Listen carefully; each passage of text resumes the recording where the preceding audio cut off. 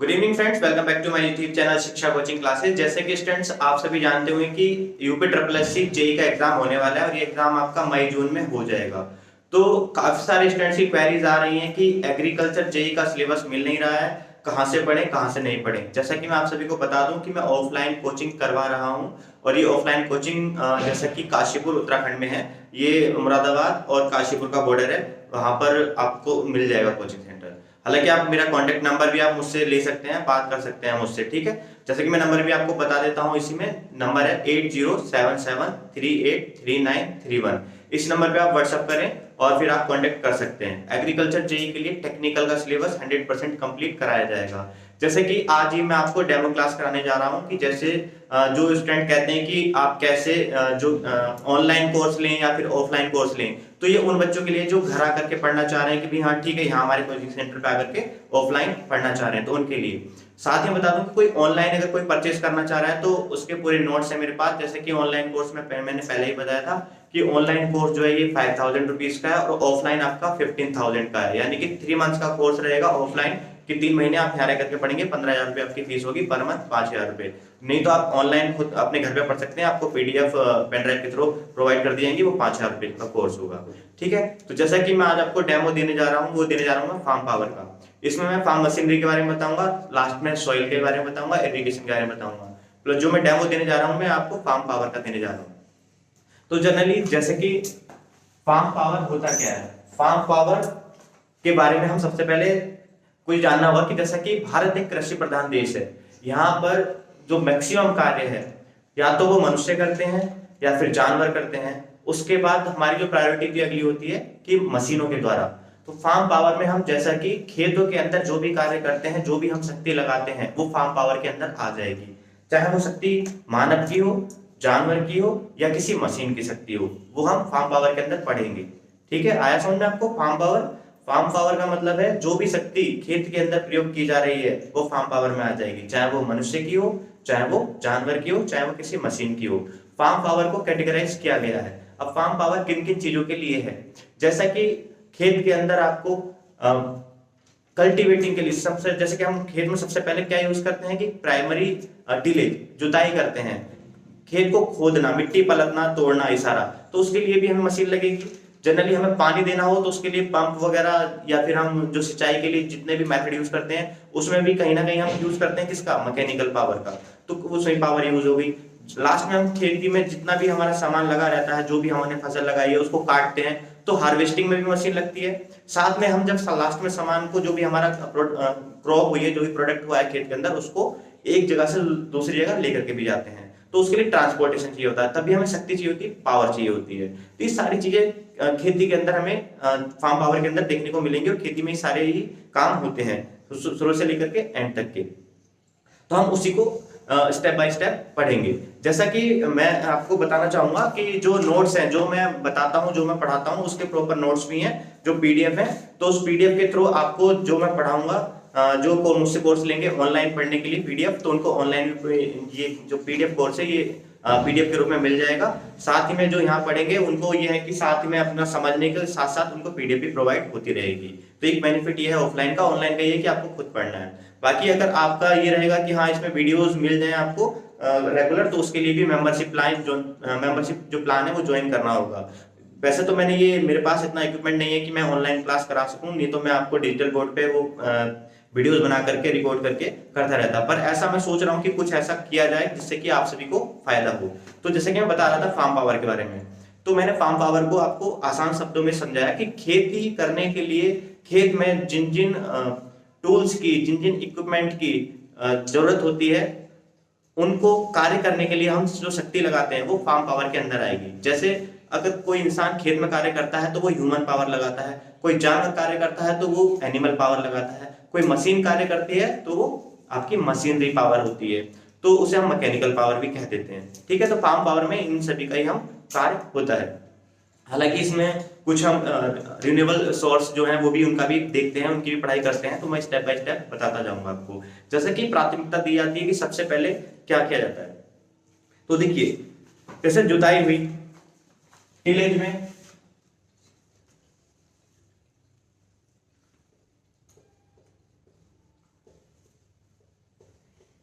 इसमें हम जनरली किन किन का यूज करते हैं, तो इसमें हम जनरली देखा होगा कि जुताई करने के लिए मोलबोट प्लाव हो गया या हैरो हो गई, कल्टीवेटर हो गई, इन सब का जुताई करने में प्रयोग करते हैं मिट्टी को पलटने के लिए। पटेला हिंदी में कह देते हैं, हैरो, ये सारी चीजें हम इनके नाम से इन्हें जानते हैं, इनके बारे में हम स्टडी करते हैं। तो मैं केवल आपको बता रहा हूँ केवल कि इनका एक अलग से डेडिकेटेड, अगर मैं डिस्क प्लाव की बात करूंगा तो मैं डिस्क प्लाव ही पढ़ाऊंगा, अगर मैं कल्टीवेटर पढ़ाऊंगा तो कल्टीवेटर ही पढ़ाऊंगा, अगर मैं मोलबोट प्लाव पढ़ा रहा हूँ तो मोलबोट प्लाव ही पढ़ाऊंगा।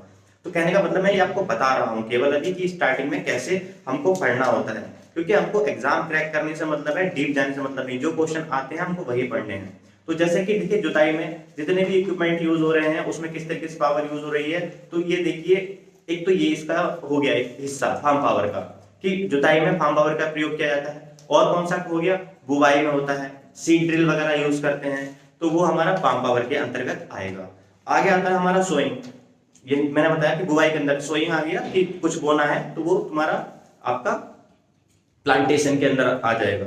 ऐसे ही हमारा बीडिंग और मल्चिंग हो गया कि निराई गुड़ाई और खरपतवार जो होती है उसको यहाँ पर कई बार हम मल्चिंग का यूज करते हैं, कई बार हम क्या करते हैं कि बीडिंग जो खरपतवार है उसको निकालने का काम करते हैं, तो उसमें हम मशीनों का प्रयोग कर लेते हैं, नहीं तो हैंडमेड टूल्स का यूज, खुरपा, खुरपी, फावड़ा, इन सब का प्रयोग कर लेते हैं, तो उसमें आपकी जो है ह्यूमन पावर का प्रयोग किया जाता है।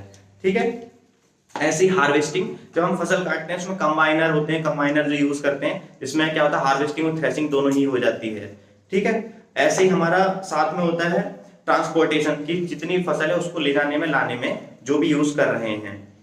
ऐसे ही इरिगेशन, इरिगेशन में हम देखिए इरिगेशन के लिए जनरली हम क्या यूज करते हैं, ट्यूबवेल वगैरह पंप यूज करते हैं, उससे क्या है सिंचाई करते हैं खेतों में पानी पहुंचा करके, तो उसमें आपकी इलेक्ट्रिकल पावर यूज हो जाती है, मैकेनिकल पावर भी यूज हो जाती है, दोनों टाइप से यूज हो जाती है।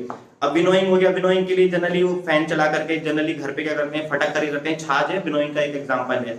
जनरली मशीन होती है उनसे विनोइंग की जाती है, तो मैकेनिकल पावर से भी यूज होता है और बाकी का ह्यूमन पावर भी उसमें यूज हो जाती है। अब जो हम मेन पढ़ेंगे, मैंने तो ये बताया फार्म पावर कैसे स्टार्टिंग हो रही है, कैसे पढ़ेंगे वो चीज मैं आपको बताने जा रहा हूँ।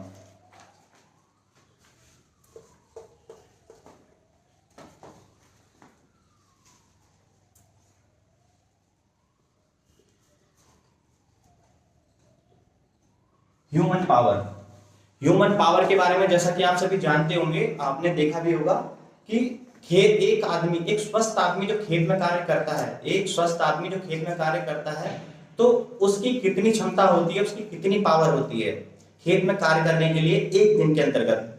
और कार्य को जो कंसीडर किया जाएगा हमेशा 8 से 10 घंटे के बीच में ही कंसीडर किया जाएगा, ऐसा नहीं 12 घंटे काम करे तो कोई एज्यूम करने लगो, वो बात अलग है। जो एक हेल्दी इंसान है अगर 8 से 10 घंटे काम करता है, 8 से 10 घंटे कार्य करता है, तो उसके अंदर जो कार्य करने की क्षमता होती है वो होती है 0.1 HP। HP का मतलब होता है हॉर्स पावर से, और एक हॉर्स पावर में 746 वाट होते हैं। 1 HP इक्वल्स होते हैं 746 वाट, 746 वाट होते हैं। अब देखा जाए तो अगर मैं आपको बताऊं कि जो एनर्जी है वो एक तो ये आपसे 0.1 HP की फॉर्म में आ सकती है, कई बार पूछ लिया जाता है कि किलोवाट में बताओ, कि किसमें बताओ, किलोवाट में, तो 0.1, हालांकि आपको एक 1 HP की वैल्यू पता है 746 वाट है, पर आपसे पूछ लेगा कि 0.1 HP ना दे करके पूछ लेगा कि एक स्वस्थ आदमी फार्म पावर के अंतर्गत कितने किलोवाट कार्य करता है, तो 0.1 HP को कन्वर्ट कर लेंगे। सिंपल सी बात है, क्या करेंगे, एक HP में जब 746 वाट होते हैं, 746 वाट को 0.1 से मल्टीप्लाई करेंगे तो कितना आ जाएगा, 74.6 वाट, कितना आ जाएगा 74.6 वाट, ये तो आ गया वाट। अब इसे किलोवाट में बदलना है तो 1 किलोवाट में 1000 वाट होते हैं, इसे 1000 से डिवाइड कर देंगे तो कितना हो जाएगा 0.0746 किलोवाट। देखिए किलोवाट में इतना होगा, अगर वाट में कहूं तो 74.6 वाट, यानी कि एक स्वस्थ व्यक्ति फार्म पावर के अंदर मान के चलिए 70 से 75 वाट के अंदर कार्य कर लेता है। ठीक है, अब ये तो रही एक स्वस्थ आदमी जो है। तो जैसा कि मैंने बताया आप सभी को कि एक स्वस्थ आदमी को एक दिन में कार्य करने की जो उसकी क्षमता होती है 0.1 HP होती है। स्वस्थ व्यक्ति का मतलब है हट्टा गट्टा एकदम तगड़ा सा। अगर एक सस्टेनेबल व्यक्ति की बात करें कि जो आम आदमी है रोजमर्रा के कार्य करता है, तो उसकी एफिशिएंसी क्या होती है, उसकी एफिशिएंसी होती है एक दिन में कार्य करने की 60 वाट। कितनी होती है? 60 वाट एक सस्टेनेबल पर्सन की।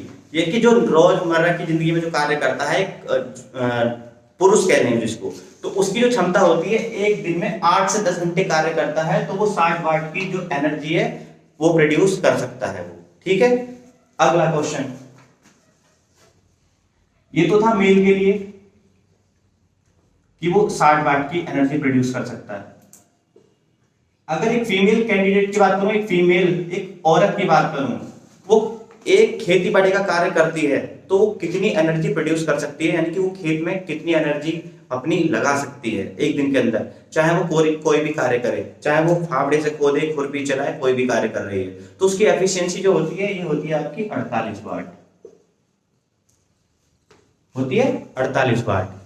और अगर मैं बच्चे की बात करूं, एक एवरेज बच्चा माना जाएगा जो 12-13 साल से 18 साल के बीच में, तो एक बच्चा अगर कार्य करता है तो उसकी जो एफिशिएंसी रहती है ये रहती है 30 वाट। और ये जो कार्य है 8 से 10 घंटे का है। बट अगर एक एवरेज पर्सन की मैं बात कर रहा हूं तो ये हो गया। बट अगर मैं एक बात करूं कि हेल्दी पर्सन है, और ऑप्शन में आपको ये भी सारे दे रखे हैं, उसमें ऐसा नहीं बोला गया, सारे ऑप्शन भी दे दिए हैं, तो आप जो वैसे तो ये हॉर्स पावर में दिया हुआ और वाट में दिया होगा, तो आप 74 वाट पे लगा करके आएंगे। जो 746 वाट होता है, जैसे कि उन्होंने बताया था कि 0.1 एचपी कार्य करता है एक स्वस्थ व्यक्ति, तो 0.1 एचपी कंसीडर करते हैं। तो 746 वाट के अकॉर्डिंग देखा जाए तो ये 74 वाट आ जाएगा, 74.6 वाट। तो ऐसे ही एक मेल कैंडिडेट, अगर जनरली मेल फीमेल में ऐसा पूछा नहीं जाता है, जनरली यही पूछा जाता है कि एक स्वस्थ व्यक्ति कितने एनर्जी प्रोड्यूस कर लेता है फार्म पावर यानी किसानी में, तो हम उसको कहेंगे कितना, 60 वाट। ठीक है, वो सॉरी 0.1 एचपी। बट अगर कंसीडर अलग पूछ रहा है कोई व्यक्ति, इंटरव्यू में कई बार ऐसे क्वेश्चन आ जाते हैं, पूछ लेते हैं, तो हमें ये डेटा याद रहना चाहिए।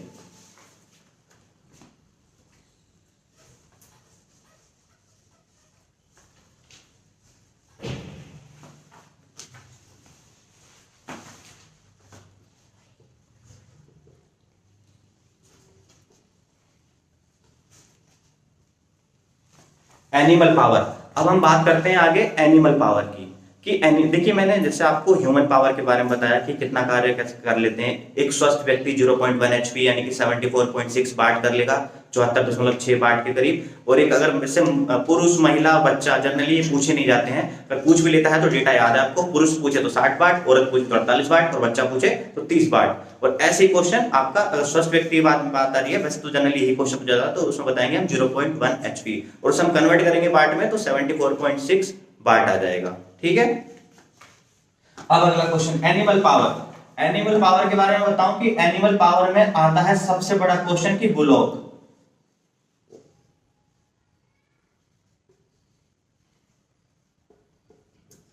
अ पेयर ऑफ बुलॉक, बैलों का जोड़ा।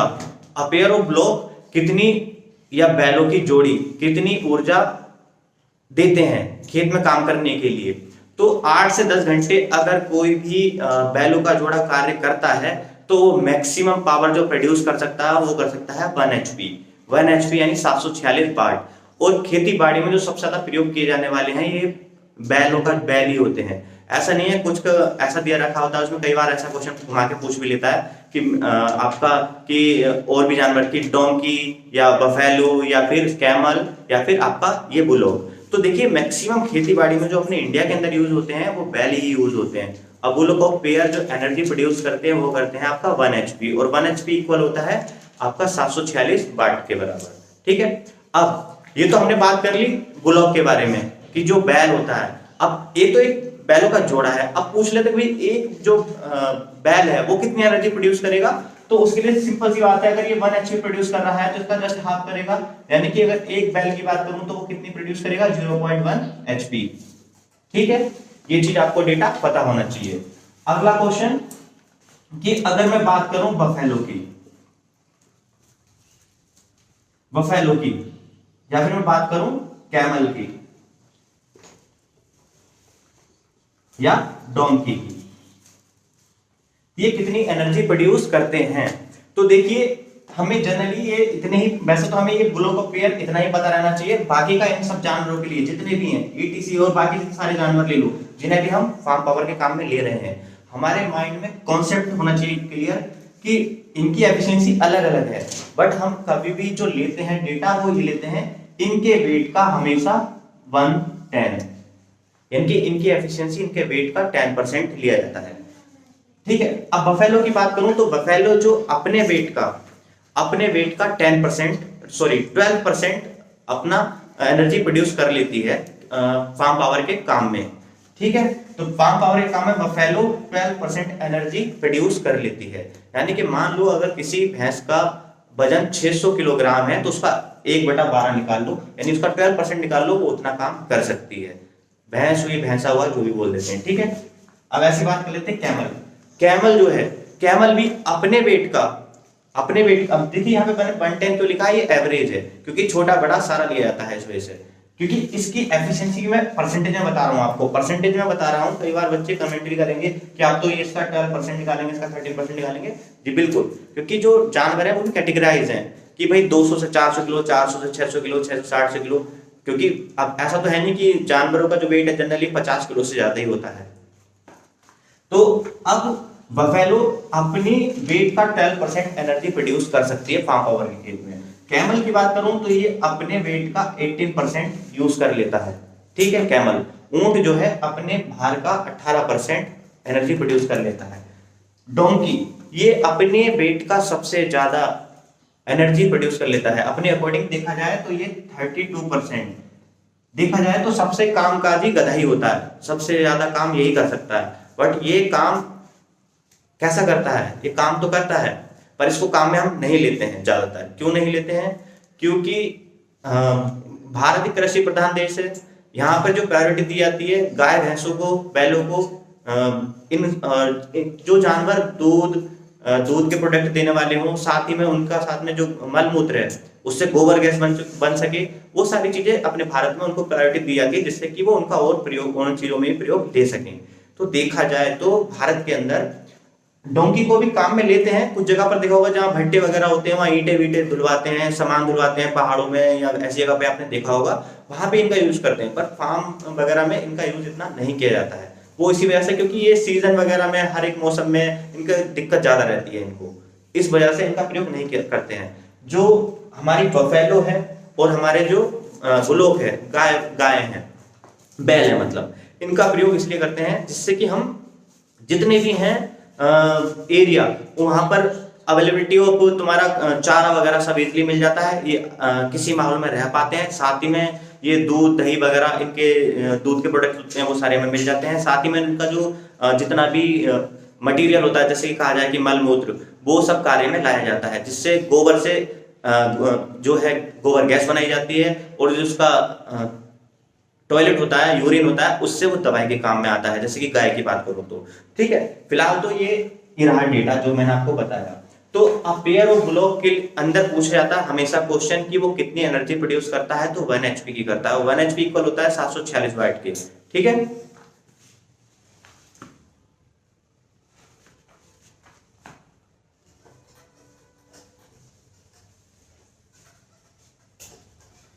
एनिमल पावर के अंदर एक क्वेश्चन और कॉमन है जो पूछा जाता है हमेशा कि जो जानवर है अपने भार का कितनी एनर्जी प्रोड्यूस कर लेते हैं अपने भार का, तो हमेशा याद रखना 1/10 अपने भार का 1/10 एनर्जी वो प्रोड्यूस कर लेते हैं जानवर। ठीक है, अब हम आगे की ओर बढ़ते हैं।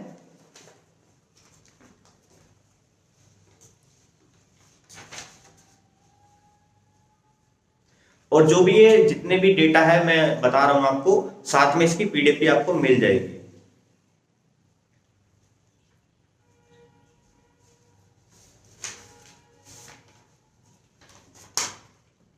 सही से पकड़ना उसको।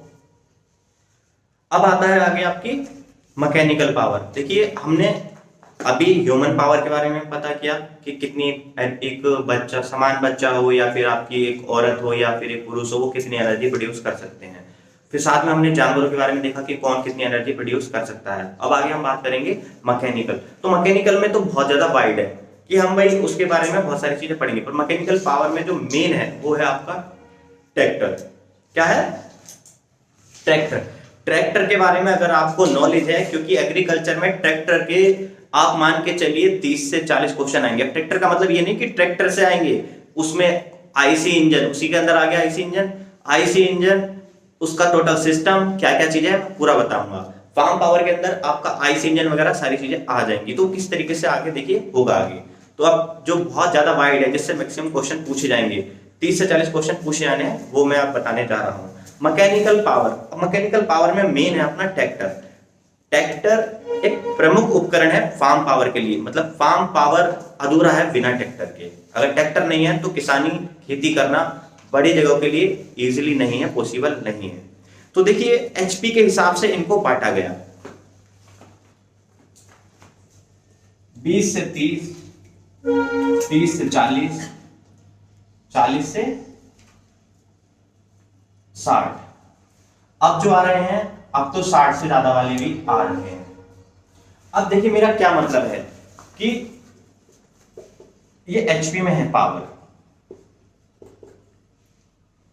कि 20 से 30 एचपी के पावर, मतलब जो पावर प्रोड्यूस करने वाले ट्रैक्टर जो शुरू में चले थे वो 20 से 30 एचपी की पावर जनरेट करते थे। यूं कहूं मैं कि फार्म पावर के लिए शुरू में जो ट्रैक्टर यूज हो रहे थे वो 20 से 30 एचपी की पावर प्रोड्यूस कर रहे थे, जनरेट कर रहे थे। तो उनका जो यूज हो रहा है अब के दौर में वो है मात्र 20 से 25%, 20 से 25%। अगर मैं कहूं 30 से 40 एचपी के पावर के जो ट्रैक्टर हैं, इनका इस समय जो यूज है 55 से 60%। यानी सबसे ज्यादा जो ट्रैक्टर यूज हो रहा है वो हो रहा है 30 से 40 हॉर्स पावर का। ठीक है। अब 40 से 60 एचपी की बात करूं तो ये मात्र यूज हो रहे हैं 15 से 16%, क्योंकि ये महंगे भी हैं और इनके जो पार्ट्स हैं, बाकी का जो इंजन में जो फ्यूल की खपत है वो भी इनकी ज्यादा है। जितनी ज्यादा हॉर्स पावर होगी उतना ही उनका maintenance plus charge plus fuel consumption ज्यादा होता चला जाता है, जितना ही हॉर्स पावर आगे बढ़ा हो गया। ठीक है। अब 60 हॉर्स पावर से देखिए जनरली 1% भी मुश्किल से ही होंगे, 1% भी ऑल इंडिया में 1% भी मुश्किल से होंगे 60 एचपी से ज्यादा के। अब जो ट्रैक्टर आ रहे हैं आपको 120 एचपी 110 एचपी तक भी देखने को मिल जाएंगे। हॉर्स पावर से तो मतलब क्या है कि जनरली मैंने बताया उसकी क्षमता, कार्य करने की क्षमता किसी भी ट्रैक्टर की, कि वो कितनी तेजी से कार्य कर लेगा किसी एक टाइम पीरियड के अंतर्गत। सही है। तो जनरली हम बात करें तो ये 20 से 30 हॉर्स पावर जो है ये पहले यूज हो रहा था, तो इसका यूज आजकल कम हो गया है। ये 20 से 25% ही यूज हो रहा है ट्रैक्टर। 30 से 40 हॉर्स पावर का जो ट्रैक्टर है ये 55 से 60% का यूज इस समय सबसे ज्यादा यूज इसी का हो रहा है। चाहे वो महिंद्रा हो, सोनाली हो, जितनी भी कंपनियां हो, सब में ये मैक्सिमम यही एक एवरेज रहता है। सबसे ज्यादा सेलिंग भी इसी की है। ठीक है। 40 से 60 वालों का दौर अब शुरू हुआ है, इस पे भी अब बढ़ने पे लग गया है, क्योंकि अब लोग बार लगभग 55 एचपी 60 एचपी के आसपास ट्रैक्टर अब लेना शुरू कर रहे हैं। ठीक है। अब इन ट्रैक्टरों को 3 इस तरीके से बांटा गया। अब इससे ट्रैक्टर से जो क्वेश्चन बनते हैं, इसके आगे मैं टेक्निकल पर तो बात जाऊंगा, इसके बेसिक क्वेश्चनों पे जा रहा हूं। जनरली कि 1960, जैसे कि 1960-61 में भारत में पहला ट्रैक्टर जो मैन्युफैक्चरिंग है उसकी स्टार्टिंग की गई थी, वो कौन सा था? आइसर। 1960-61 में जो सबसे पहला ट्रैक्टर था ये था आइसर का। पूछा भी जाता है, आइसर का ट्रैक्टर था ये सबसे पहला ट्रैक्टर। ये 2016 जेईई में भी पूछा गया था। ये क्वेश्चन बेसिक है। या फिर इससे ना आया है कि 2019 भारत में कब शुरू हुआ था। दूसरा बेसिक क्वेश्चन ये आता है कि भारत के अंतर्गत कि भाई सबसे पहले जो कंप्यूटर कह रहा हूं, ट्रैक्टर कहां से आए थे? तो ट्रैक्टर जो आए थे वो यूरोप से आए थे, यूरोप से यहाँ लाए गए थे। ठीक है। और जो शुरू में ट्रैक्टर आए थे वो ट्रैक्टर जनरली कैसे हुआ करते थे? 2 पहियों वाले हुआ करते थे। पीछे उनको जनरली पीछे टायर लगा करके फिर ऑपरेट किया जाता था। थोड़े अजीब तरीके के होते थे जो स्टार्टिंग में आए थे। जैसे कि देखा जाए, मैं आपको ट्रैक्टर के बारे में बता ही रहा था थोड़ा बहुत, तो ट्रैक्टर के बारे में मैं आपको नॉलेज दूं। जैसा कि आपको पता होगा कि आईसी इंजन का जो आविष्कार है वो किसने किया था? आपको पता होगा, निकोलस ऑटो ने। निकोलस ऑटो ने किया था डीजल इंजन का, जो आईसी इंजन है डीजल में, उसका आविष्कार। तो आपको जैसा कि पता होगा कि जो मॉडर्न ट्रैक्टर है, मॉडर्न ट्रैक्टर कब आया था और किसने इंट्रोड्यूस किया था? तो मॉडर्न ट्रैक्टर जो है यूएसए ने इंट्रोड्यूस किया था, और ये किया था 1855 में। 1855 में 1855 में यूएसए ने सबसे पहला मॉडर्न ट्रैक्टर इंट्रोड्यूस किया था। ठीक है। इसके बाद धीरे धीरे इस ट्रैक्टर में और चेंजिंग आई। लगभग जो इसे रियर व्हील बड़े बड़े जो इसके टायर देखेंगे अपने पीछे, वो इसके जो मिले थे बड़े बड़े, वो इसे मिले थे आपके 1870 से 1880 के बीच में। ये एग्जैक्ट नहीं है किसी भी बुक में या कहीं भी कि ये इतने डेट में मिल गए थे। 1870 से 1880 के बीच में ये आपको रियर व्हील मिल गए थे, ठीक है। और जो सबसे पहला ट्रैक्टर बना था जिसे ट्रैक्टर कहा गया, वो ट्रैक्टर था आपका 1890 में बना हुआ, और उसका नाम था स्टीम प्लाउ करके नाम था। और इसे जो कंपनी ने बनाया था स्टीम प्लाउ था जो 1890 में था। बट जो एक कंप्यूटर फिर से याद आ रहा है कंप्यूटर के क्वेश्चन, ये कि जो रियर व्हील दिए गए थे 1890 में दिए गए थे, उसके बाद इसे एक थर्ड व्हील दिया गया जो आगे छोटा सा लगाया जाता है। जैसे कि आजकल 2 टायर आगे होते हैं, छोटे छोटे पहिए उसके, और 2 बड़े बड़े पीछे होते हैं। तो बड़े बड़े पहिए पीछे लगा करके छोटा टायर लगा करके जो बनाया था यूएसए की कंपनी ने, आईवीएल ने बनाया था, IVEL। और 1902 में अगर क्वेश्चन पूछा जाता है कि भाई भारत के अंदर ट्रैक्टर कब मैन्युफैक्चर शुरू किए गए, तो ये किए गए थे 1960 से 1961 के बीच में, ठीक है। और कौन सा पहला ट्रैक्टर था, ये था आइसर का। दूसरा क्वेश्चन कि जो आपका 1902 में ट्रैक्टर बना था, पहला ट्रैक्टर, वो आईवीएल ने बनाया था और ये यूएसए ने बनाया था। और ये पहला ट्रैक्टर था जो रिकॉर्डेड हुआ था। हिलो मत बिल्कुल भी, ठीक है। अब इसके बारे में हम बात कर रहे थे, उसको रखो।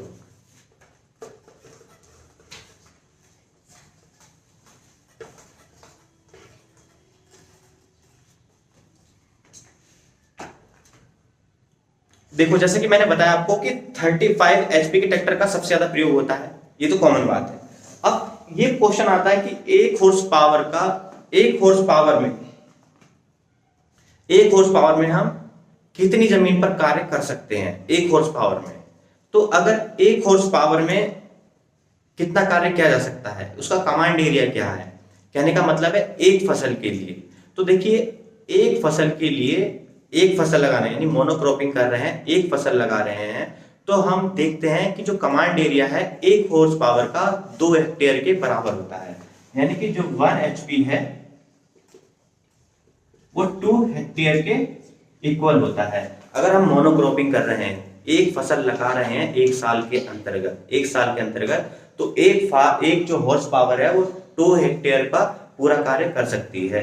यानी कि एक खेत है, खेत पे हमें कार्य करना है, तो 2 हेक्टेयर के खेत के लिए 1 HP सफिशिएंट है, ठीक है, मोनोक्रॉपिंग के लिए। अगर मैं बात करूं मल्टी क्रॉपिंग कर रहे हैं, अलग अलग फसल लगा रहे हैं साल के अंदर, अलग अलग फसल लगा रहे हैं खेत के अंदर, तब मल्टी क्रॉपिंग के अंतर्गत ये जो 1 HP है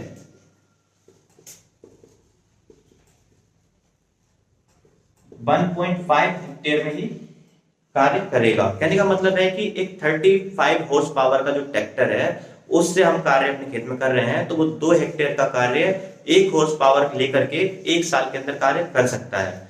ऐसे ही अगर हम मल्टी क्रॉपिंग कर रहे हैं तो वो 1.5 हेक्टेयर का कार्य कर सकता है 1 हॉर्स पावर के अंतर्गत, ठीक है। ये उसका कमांड एरिया हो गया है।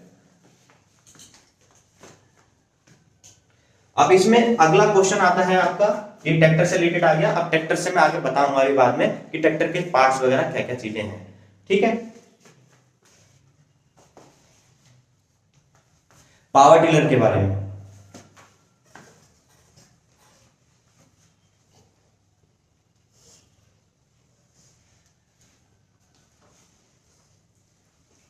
पावर टिलर जनरली जैसे पहाड़ी क्षेत्र हो गए और आपके जहां पर क्या कह सकते हैं कि थोड़ा ऊंचाई है और उसके बाद वहां पर इतना ज्यादा जो इक्विपमेंट है फार्म के वो पहुंच नहीं सकते, तो वहां पर हम पावर टिलर यूज करते हैं। जनरली पहाड़ी क्षेत्रों के लिए पावर टिलर सुटेबल होता है।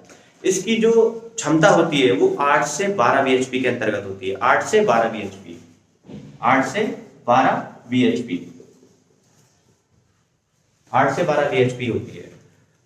अब एक टेक्निकल टर्म आपको लास्ट में बताऊंगा। 8 से 12 bhp की पावर होती है एक पावर टिलर की। पावर टिलर के करीब 5 से 6 मॉडल इंडिया में है, अब और भी ज्यादा हो रहे हैं, हो सकता है अब 10-12 और हो गए हो, पर ये 8 से करीब 6 से 8 तो है ही है मॉडल, जिनकी जो क्षमता रहती है 8 से 12 bhp की रहती है। पावर टिलर का यूज जनरली पहाड़ी क्षेत्रों में किया जाता है, इस क्वेश्चन का ध्यान रखें। अब देखिए ये बीएचपी जनरली है, अब इसको जनरली से जो हम इसकी ऊर्जा का जो मापन करते हैं वो किलोवाट में करते हैं। तो अगर इनको चेंज करने के लिए कई बार क्वेश्चन आ जाता है कि भाई 35 हॉर्स पावर का जो ट्रैक्टर है उसकी क्षमता कितनी है किलोवाट में बताओ। ऐसा क्वेश्चन आ सकता है आपके एई के एग्जाम में आ जाए या जेई के एग्जाम में आ जाए, तो आप कैसे करोगे? मान लो मुझे चेंज करना है, तो मान लो 12 बीएचपी को चेंज करना है, तो 12 बीएचपी एक हॉर्स पावर में कितने होते हैं 746 वाट, तो 746 से मल्टीप्लाई कर दूंगा और डिवाइड बाय 1000 कर दूंगा, तो मेरा निकल करके आ जाएगा किलोवाट में। तो मैं किसी पावर टिलर की क्षमता किलोवाट में बता सकता हूं।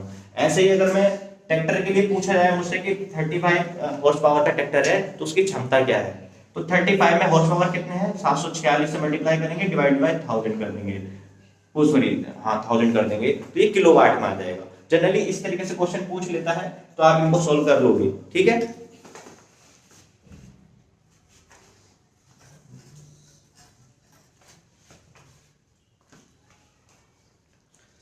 अब आगे, हाँ अब इसका एक क्वेश्चन और बनता है पावर टिलर से।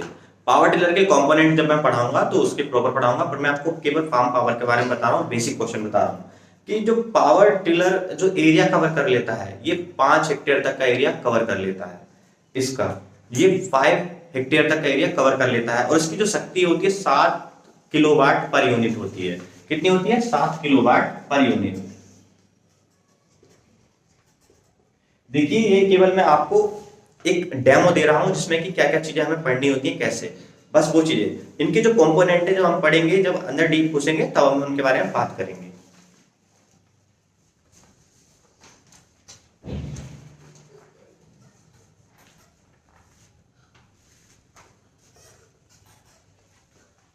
अब इलेक्ट्रिकल पावर की बात करें, इलेक्ट्रिकल पावर क्या होती है? इलेक्ट्रिकल पावर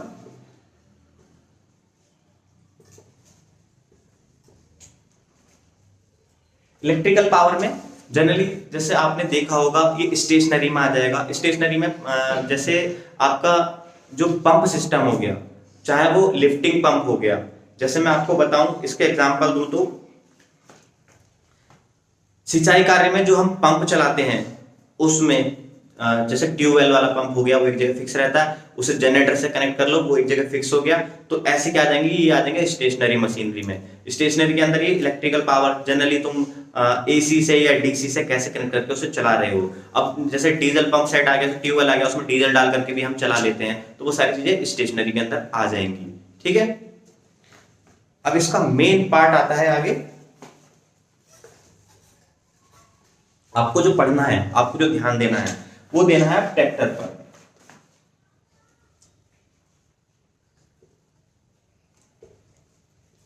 ट्रैक्टर सिस्टम है क्या? ये ट्रैक्टर सिस्टम कैसे पढ़ना है इसको, तो ट्रैक्टर सिस्टम के बारे में मैं आपको बताऊं, इसमें हमको फ्यूल सिस्टम, इग्निशन सिस्टम,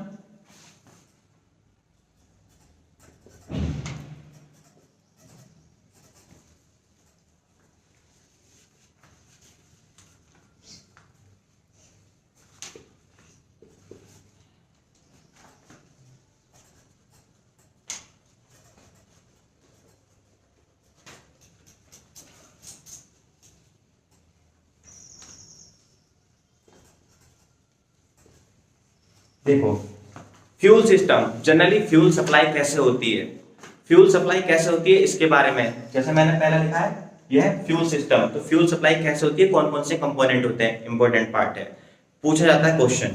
अगला आता है आपका इग्निशन सिस्टम, कि इग्निशन में कौन कौन सी चीजें जैसे कार्बोरेटर है या फिर कौन सा स्पार्क प्लग है, क्या क्या चीजें लगती हैं, तो इग्निशन सिस्टम में आ जाएंगी ये सारी चीजें, ये सारी आपको स्टेप बाय स्टेप पढ़ाई जाएंगी, ठीक है। अगला आता है आपका कूलिंग सिस्टम, कूलिंग सिस्टम में कि रेडिएटर का यूज करते हैं, थर्मोस्टेट का कहां से आती है, क्या कार्य करती है, रेडिएटर का कैसे यूज होता है, लुब्रिकेंट कौन कौन से यूज कर लेते हैं, ये सारा कूलिंग सिस्टम में आएगा, आपका फैन वगैरह सारी चीजें, ठीक है। अगला आता है आपका लुब्रिकेशन, लुब्रिकेशन का वही है कि जो पार्ट्स होते हैं जितने भी लुब्रिकेशन, जैसे इंजन के अंदर हम लुब्रिकेंट यूज करते हैं कि जो उसकी सील वगैरह है और बाकी का जितने भी कंपोनेंट हमारे उसके अंदर वर्क कर रहे हैं उनका मूवमेंट ठीक रहे, और जो इंजन है उसकी जो गर्माहट है उसको रोका जा सके, तो लुब्रिकेशन का यूज किया जाता है। अब आता है गवर्नर सिस्टम। गवर्नर सिस्टम किससे रिलेटेड है? जनरली जब हम किसी व्हीकल को यानी ट्रैक्टर को, जनरली ट्रैक्टर के बारे में बात करें तो उसे जब मोड़ते हैं तो आगे का पहिया और पीछे के पहिए का जो रेशियो है, साथ में आगे पीछे, क्योंकि जब हम मोड़ते हैं तो आगे वाले की स्पीड कुछ और होती है, पीछे वाले की स्पीड कुछ और होती है। हालांकि उन्हें डिफरेंशियल से भी हम कनेक्ट कर लेते हैं, वहां पर हम गवर्निंग सिस्टम का यूज करते हैं, तो उस चीज की हम स्टडी करेंगे यहाँ पर। तो ये टॉपिक्स है और ये मोस्ट इंपोर्टेंट टॉपिक है ट्रैक्टर के, ठीक है। अब इसी में आगे ट्रैक्टर सिस्टम के अंतर्गत हम और क्या क्या चीजें देखते हैं, मैं आपको बताता हूँ। ट्रांसमिशन सिस्टम की कौन सा ट्रांसमिशन यूज हो रहा है, मैनुअल है, ऑटोमेटिक है, कौन सा ट्रांसमिशन है, कौन कौन से इंजन है, पेट्रोल है, डीजल है, ये सारी चीजें डिपेंड करेंगी, ठीक है। अगला आता है आपका हाइड्रोलिक और हिचिंग सिस्टम। हाइड्रोलिक जनरली आपने देखा होगा कि उसमें प्रेशर पास्कल लॉ लगा देते हैं, पास्कल लॉ से पे वर्क करता है हाइड्रोलिक सिस्टम, पूछा भी आता है 1 नंबर के क्वेश्चन में।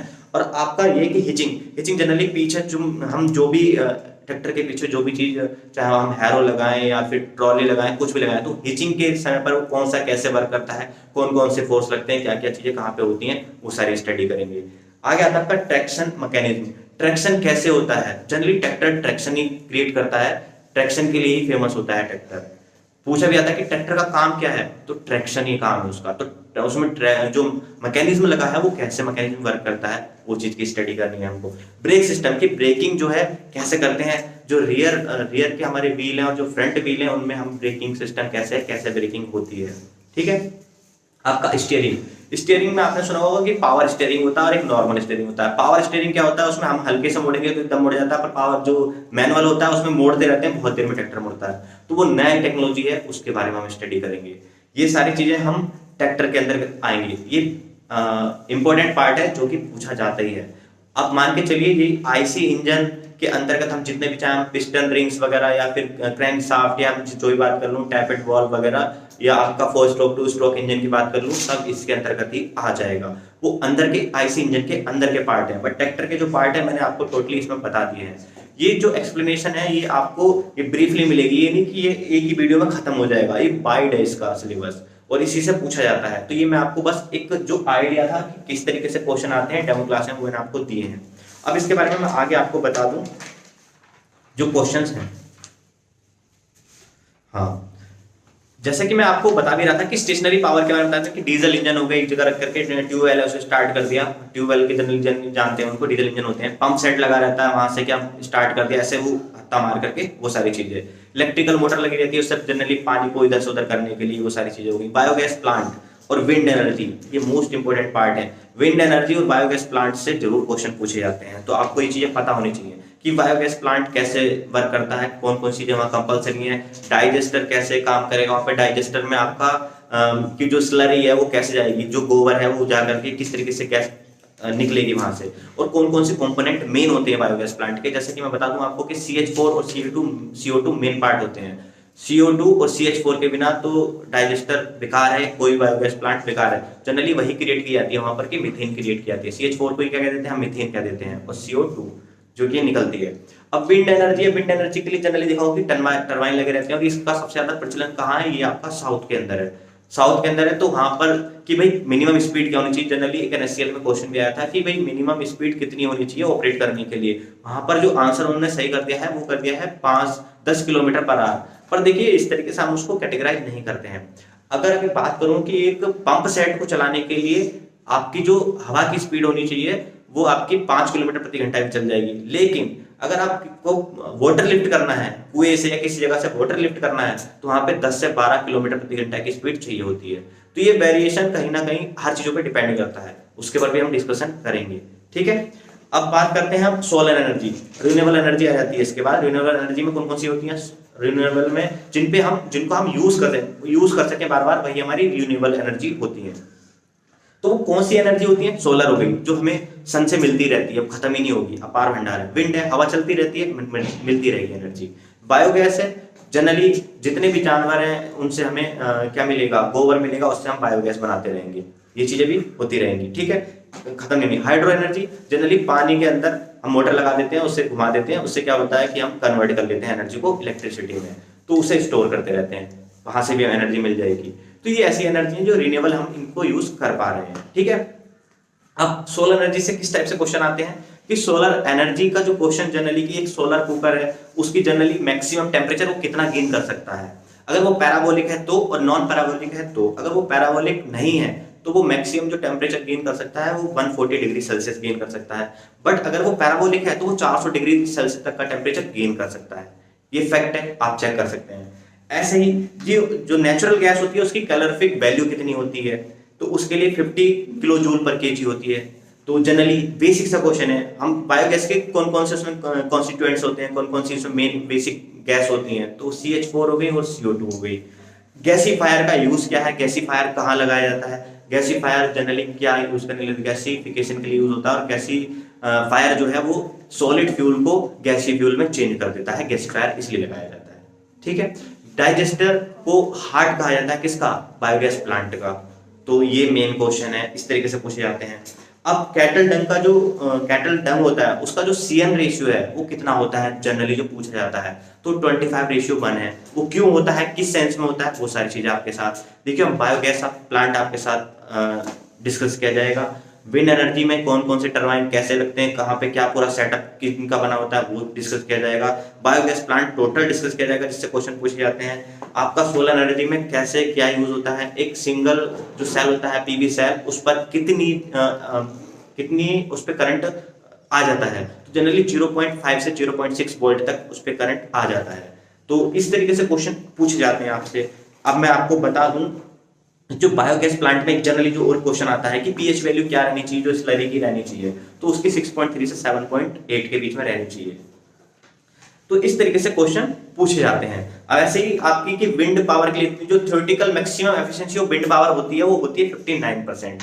तो देखिए इस प्रकार से सारे क्वेश्चन आपसे पूछे जाते हैं। तो मैं आपको यही बताना चाह रहा था कि जो भी आप स्टडी करते हैं, जैसे भी करते हैं, अब देखिए मैंने ये आपको फार्म पावर के बारे में एक शॉर्ट में रिव्यू दिया है कि आपका फार्म पावर क्या होता है, जनरली ह्यूमन की पावर, एनिमल की पावर और आपकी मैकेनिकल पावर। मैकेनिकल में कौन कौन से ट्रैक्टर ही मेन है, हमें ट्रैक्टर ही पढ़ना है एग्रीकल्चर में।